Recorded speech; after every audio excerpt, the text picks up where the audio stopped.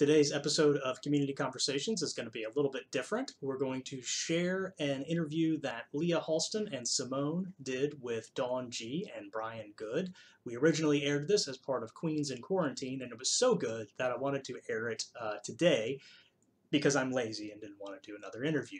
So thank you for joining us for Community Conversations. Thank you for joining us for Digital Pride. I want to thank Republic Bank, Norton Healthcare, Evo Mortgage, Connolly Law Offices, Caperton Realty, and the ACLU for making Digital Pride possible. So without further ado, I will hand it over to Leah, who will tell us how this is going to work. So my questions are going to be a little bit fun and a little kooky and crazy. Syimone is Oprah, so her question is going to be very personal and hard. I'm Wendy Williams. How you doing? How you doing? How you doing? Oh boy, here we go. How do you do it? Yes. Okay. So the first question is for the both of you. Have you ever had any bloopers on air, and explain what happened? You talking to the wrong people here. Oh yeah, I've had let's see, I've been doing this for 30 some odd years, so you count a couple of bloopers every day for that. So yeah, you know, they had me do a story, and this is true, about a woman who loved her horses. Do you remember this? Yes. And she would knit sweaters for her horses, little Shetland ponies. Yeah. And she went through the trouble of dressing the Shetland ponies every day. I know that that love was real. I get that, but I just couldn't hold it in. And I had to tell myself, you are a news person. And I said it out loud, but I couldn't get it out. And they had to just go to the story because I could not stop laughing. It was one of my favorite moments ever, I think I've seen on television with her, because I was with her when it happened. And Dawne has one of those laughs that's very infectious. And it was one of those deep laughs. And then it made me laugh. And then she started crying and I started crying. This was all live on television. So it was just kind of a mess. That's when we did the 7:30 show together, which we had a blast doing that show because we just really had no rules. Yeah. Well, so we never have rules. So we had a lot of fun. Right. Yeah. So I'm serious when I need to be serious, but come on, a Shetland pony and a homemade sweater. Yeah. I also think you guys, a lot of it is ad-libbing too, right? You have to be quick, you know. Am I right about that? Like on the news, you have to be, it's ad-libbing and they're talking in your ear and everything. Yeah. So a lot of it is ad-lib. When it's serious, I know I gotta do my job, but when it's just me and Brian, we have a good time.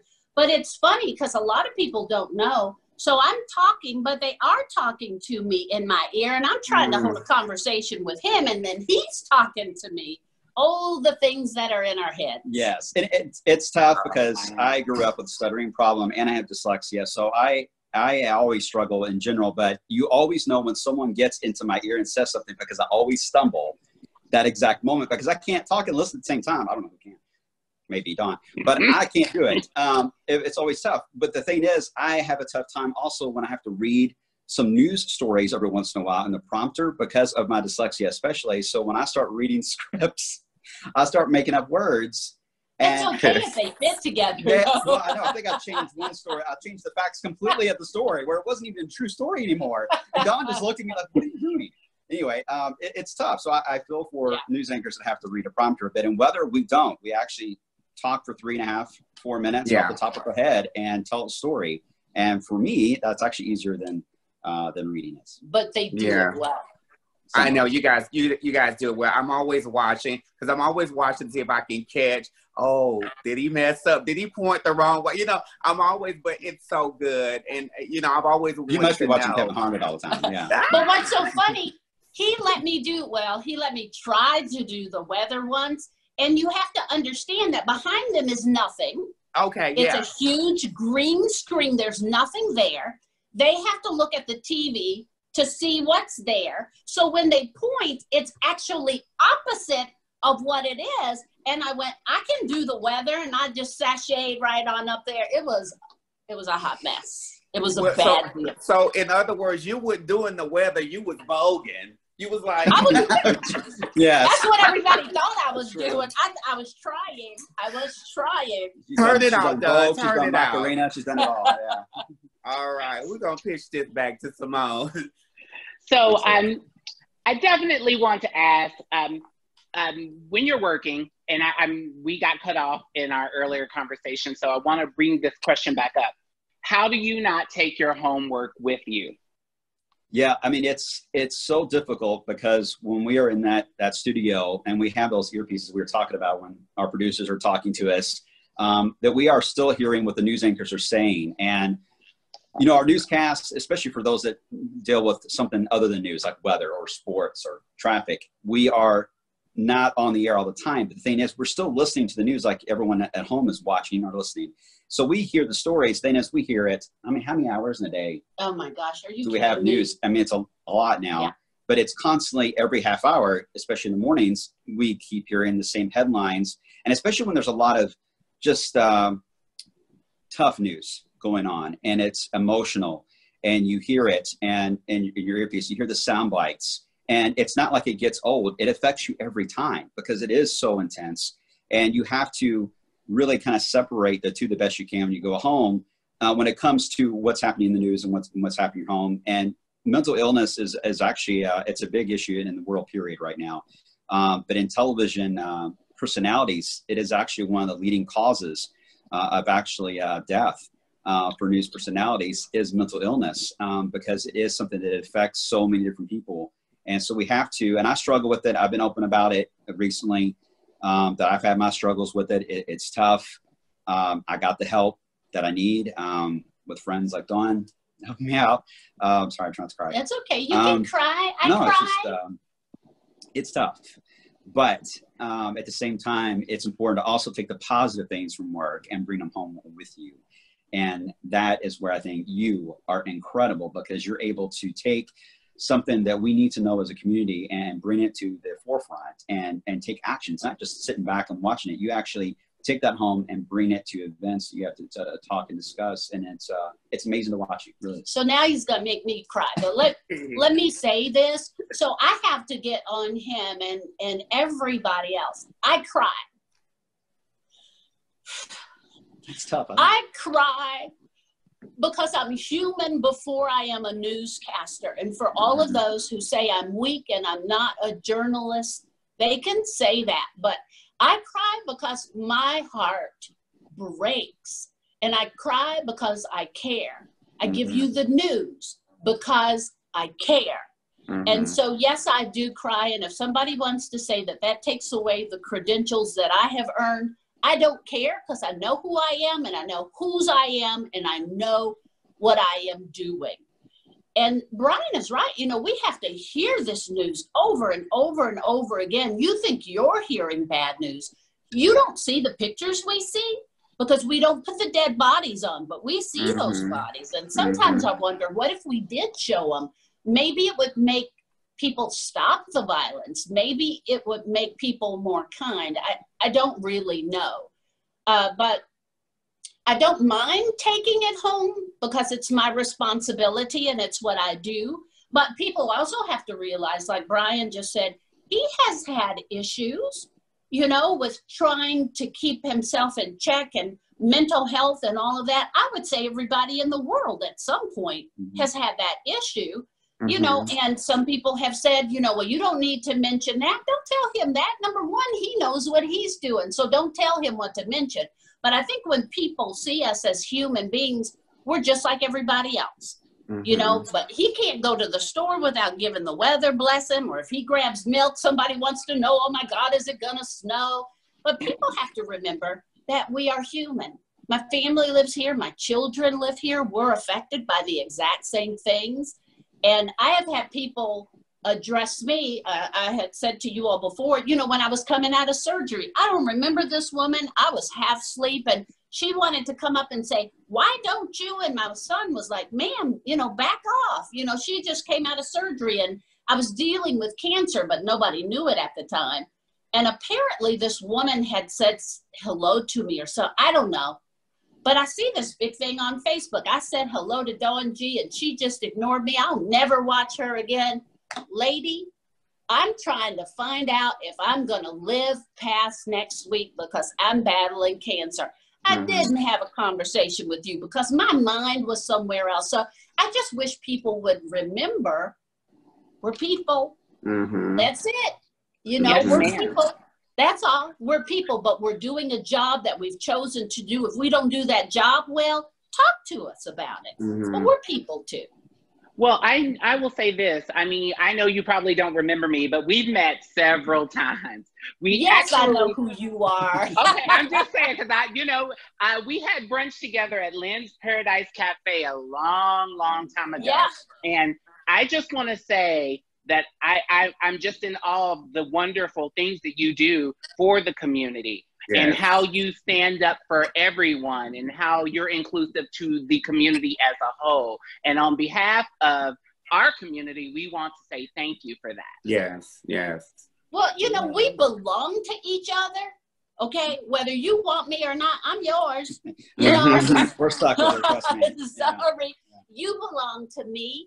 And until we realize that, this community, this state, this nation, this world is never going to be all it can be. And I don't know why anybody would think, regardless of what was going on, that they're better than the next human being. You can't say, and I said this before when I was at play, you can't say that God is omnipotent and omnipresent and then look at somebody and go, oh, but not you, you're a mistake. He made us all. He can't be all knowing and all wonderful and all righteous, but then all of a sudden, oh, but wait, it either is or isn't, but it is. So we know that. And a lot of you probably remember that moment at play because I remember the crowd erupted. It was so I was emotional. trying not to cry. With you that moment. It was a very powerful moment. So thank you. God can't be all knowing and do it all right, but then somebody point at somebody and say, oh, except for that one. No, absolutely. It's not that way. I'm sorry, I get all kind of passionate. It is so fun. No. Leah? No, I mean, be passionate, honey. Be passionate and cry. Do it all. I love it. You know, it just lets us know what a great person you are, and it comes from the heart. So, you know, like Syimone said, we definitely appreciate it. We appreciate you. You know, but we all bring something to the table, and I wish everybody would think about that. You know, I mean, Leah, you crack me up. You know, you break down people's barriers. You know, you break that, because I know we were in the club once and this guy was hanging on to his wife like for dear life. And I was like, is he okay? And she said, he's afraid that, you know, she was like, one of them will get him. I said, one of what? I'll get him to what?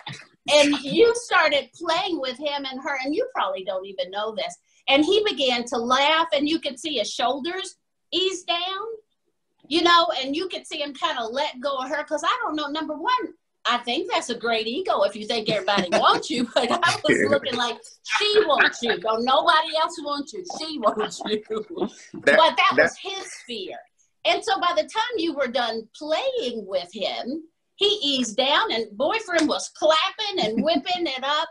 So we all do, hopefully, fingers crossed, what we were called to do, whatever that looks like. So we all need to appreciate that and praise each other and find out what can I do to help you. And some people don't get to do what they want to do. And then I think those are the miserable people, you know? Yeah. 100. Yes. You're so right about that. So I have a question for you both. What do you do in your time off? What's your favorite go-to thing to do when you're not working? Oh, I would say this.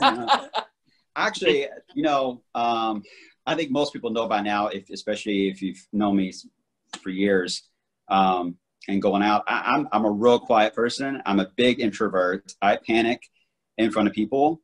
I can do it whether in front of a green screen all day, but you put me in a room full of people and I get really nervous and my heart beats real fast and I start to panic because I don't know what to do. That's the reason why I know one of these days Leah's going to grab me and put me on stage. I know she is. I wish you would. And I try to keep my distance going because she spots me. I'm done. And between her and AJ McKay, I have to worry about that all the time. But it's one of those things where I try to get out more. Obviously, we all haven't had a chance to lately, but I'm a big, you know, nature person. Everyone knows about my dogs. I'm always out in the yard. playing with my turtles in the pond. Well, that probably sounds weird, but I'm playing with turtles in the pond, and I try to just, I don't know, decompress, I guess. I was really big into really being out all the time when I was younger, but now that I've gotten older, you know, I have to take care of family and take care of myself a little more. So I kind of keep myself at home a lot. So I'm kind of boring. He's not boring. I'm kind of boring. For me, I have a family that I'm so close with, and it's been really hard in the pandemic, but I see my mom and my dad and my sister and my nieces and my nephews and my babies just about every day. You know, we eat together, we cook together. So my family is number one, and my family is extensive. So Brian is included in You'll that, have big dinners every Sunday together. Shoot, I love that. like crazy, like Thanksgiving dinners, you know, every Sunday. So that's important. I'm in my garden a lot. Before the pandemic, I didn't really have weekends. I spoke somewhere 4 or 5 times a weekend, honestly. And actually cutting back a little bit has made me realize I need to take care of myself. So that's been nice. And then horror movies. Yes. I'm a horror movie. Yeah, we are fanatics. I have things from Greg Nicoretto from Walking Dead all over my bedroom wall. I have pictures signed by Linda Blair from Exorcist and Amityville and American Werewolf in London and Vincent Price, John Carpenter. And my sister's like, how do you sleep in this bedroom with all these haunted pictures? So I love horror. Yeah. All righty. I love we definitely get along. I love horror movies too. So do you zombies, aliens, are you all of that? I don't care. No, zombies lead the way though. Because what you say, you always yell. I said, Dawn, what's your favorite? You like zombies, right? She goes, she just yells out. Oh, wait a minute. We dropped the phone. Sorry. She just yells out. She goes, just remember, you got to cut the head off. Got to cut the head off, or you have to shoot it. That's how it is. Okay, so same with vampires too. You can stake them, but it's always good to cut the head off. If we had a zombie apocalypse, what zombies would you prefer? The World War Z zombies or the Walking Dead zombies? Okay, so wait a minute. Do I want to survive? Because if I want to survive, then I want the Walking Dead, because I can skip and get away from them. But the World War Z zombies, like, what? Are you crazy? You can tell. Now we go into zombie phonetics here. Yes. So you can tell that the World War Z zombies, as they begin to progress in decomposition, they get a little slower. But otherwise, we could put them zombies in the Olympics if we had some meat out in front, because they win. Yes. This conversation's getting really weird. I'm just saying. So if I want to survive, I want Walking Dead zombies. There you go. Well, I'm sure you've watched Zombieland, so we got a double tap. Don't look in the back seat. Yes. Rule number 3. Look at this. Get your cardio in. Right, get your cardio in. Yes. Bathrooms. I have one more question. My last question. We're celebrating Pride Month. Happy Pride to all of you out there. You know, both of you have been a great supporters of the bars here in the city. So with it being Pride Month, if there was a benefit or event we were having, we would love you guys to be a part of the benefit and perform and do a drag number. Okay, so here's the problem. Ain't neither one of us got any kind of rhythm at all. Okay, so listen to my question. If you were to perform in this drag show, what songs would you do, and what would be your drag names? Oh, well, my drag name's easy. It's Stormy Weathers. Would be my drag name. I already got the sign for the door. What are you talking about? I don't know. It's a good question. You know what? I used to be a big fan of walking through the house. I will never say more than that of what I would do, but I was a big fan of Wicked, and I would learn all the songs. And I always thought the performance, especially seeing it in person to play, I think I've went 5-6 times now. It just was something that was a lot of fun. I like it. It's kind of fun to kind of dress up in green and do something like that. Maybe that's an easy one. I know for for Dawne. It's something share related for Dawne. Well, I'm sure, but okay. So my name would be G-licious. Love it. Okay. You never told me this. G-licious, and I would sing. First, I was afraid. I was petrified. I'm not gonna go any more than that. Yeah, that's okay. That's good. So kept thinking I would never live without you by my side. It's only lip sync. You only lip sync. You're good. You're fine. Oh, I sing for real. So listen. That's my dream. I know. Listen to But I this. hate Listen to singing, this. so it's a Listen to problem. this. Before you guys even told me this, I wrote down names for you guys just in case you didn't have them. Listen how close. Brian, your name, instead of Wilhelmina, it would have been Weathermina Storm. See? I know this weather stuff. Dawne, your name would have been Donnalicious. Ah! That's good. That is good. You know me. Yep. Yes. Oh, I know you. I celebrate your birthday with you. Yeah. Oh, we had a good time. And see, he's afraid to get on stage. You pulled me up on stage, and girl, people were sticking money down my shirt and in my pants. And I raised over $100-some-odd. And with that money, I fed people. Yes, you did. Yes, you did. Yeah. And you did a great job dancing to Sissy That Walk, by the way. Well, yeah. I got a lot to Sissy. That's only the road. Yes, that's why I say I do want to incorporate. You're the queen of raising money and doing benefits. So one day I do want to get both of you on stage. Dawne, I want to glam you up and drag you out. And just, you're going to go out there and make so much money. You don't even have to dance. You can do a little nice Whitney Houston ballad and just stand there. Brian? I can do anything. I'm ready. If only if Syimone can teach me her dance moves. Because I've been watching Syimone since I first went to Connection back in 1998. And I'm like, I can never move like her. Never, never, never. Yeah, I was a little young then. I don't think I have all of those moves anymore.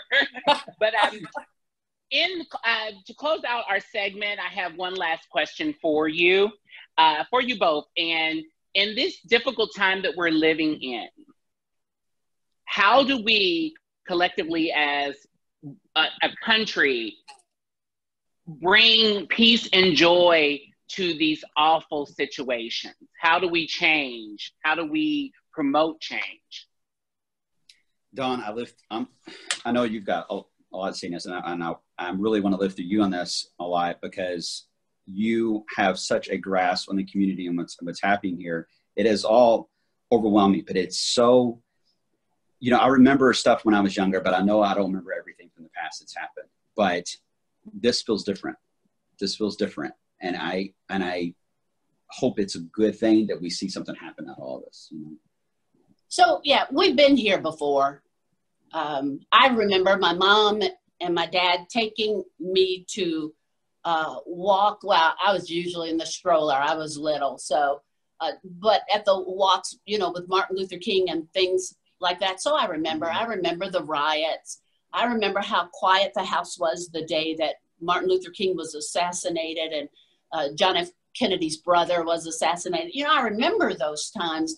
This is different in as I could share with you what my problem was. I could share with you that I've been treated unfairly. But we've got technology now. And people are catching it on camera as it happened. And so you can't tell me that it didn't happen because I'm showing it to you. And, we've got a younger generation of people that are more inclusive. When I look at my kids, my goodness, they've got white, black, Indian, gay, straight, some people that refer to themselves, on both sectors as them. And so they don't even think about that. That's not even an issue. But we also have to stop teaching hate. That nobody comes into this world with a heart full of hate. Something happens to somebody and then that person decides to teach it to that person that teaches it to another generation. Some people we're never going to win. We're just not going to win them, and we have to be okay with that. But we can't be okay with those who don't agree doing things that are unfair and unjust. Simple things, and I've done it. I've heard some people who may be in a higher position than me say a racist joke or say a joke against someone who may be LGBTQ, and you just say in your head, that person is whack, I don't want to be friends with them. But what we have to start doing is saying out loud, I'm not okay with that. You know, and it could cause some tension for your life. That's just how it goes. We have to start saying, I'm not okay with that. Just with simple things. Everybody thinks it doesn't affect me. At some point, it's going to affect us all. And I say it, and I say it, and I say it. If my brother or sister, regardless of what the battle, is fighting a battle and I don't do anything to help that, none of us are going to be as good as we can be if any of us are left behind. That's why I tell you, even when I mess up, I belong to you, whether you want me or not. And so, you know, if Brian has a problem with me or I have a problem with Brian, then we come to each other and say, what was up with that? You know, it doesn't have to be combative. It doesn't have to be confrontational. It doesn't have to be in your face. And that's what I tried to do on the news. I don't know if that's right, good, or otherwise, but I try to show the problem. So maybe you'll stop just listening to me to give me a rebuttal. You'll start listening to me because you know I'm sharing information that will help us all. Listening is the key. Yes. All right. Well, we will definitely do more listening in our community. We'll be promoting, trying to understand other people, their circumstances. It's just wonderful to have you here. Thank you so much for taking time out of your day to chat with us. We are humbled and thankful. And Leah? Yes. Again, thank you guys. You will appreciate and cherish this. Dawne, I love you. Brian, I love you. And I love you. Love you. You guys stay. Both. Thank you. You stay safe out there and continue to do what you do. And thank you for being in our community and doing what you do. Thank you, guys. Thank God you. bless you both. Happy Pride. Love you all. Happy Pride. Be safe. Happy Pride. And can I say something real quick? Yes. If we would just learn that somebody else having pride doesn't diminish who you are. Yeah. You know, it doesn't diminish. It's like a candle can burn, but it doesn't take any light away from what you're doing. We're all wonderful. That's awesome. That's good. Yeah. You better tweet that. You better tweet that, girl. You better tweet that. You better hashtag that right now, real quick. All righty. Guys, really appreciate it. Thank you. Bye, guys. Bye. Bye. So thank you guys for joining us for Republic Bank's Queens in Quarantine show, variety show. We have had such a wonderful time having this chat. We are going to be having interviews and segments like this for the rest of this variety show. We're thankful to Louisville Pride for all of their hard work and trying to bring something new and different to our community. Leah, if you'd like, you can take us out. All right. You guys, thank you so much for joining us. Happy Pride to you. Remember, stay safe. Remember, social distance. Remember, wash your hands. Remember to drink. Remember to talk and listen. Most of all, be safe and have fun. Have a good night. Bye, everyone.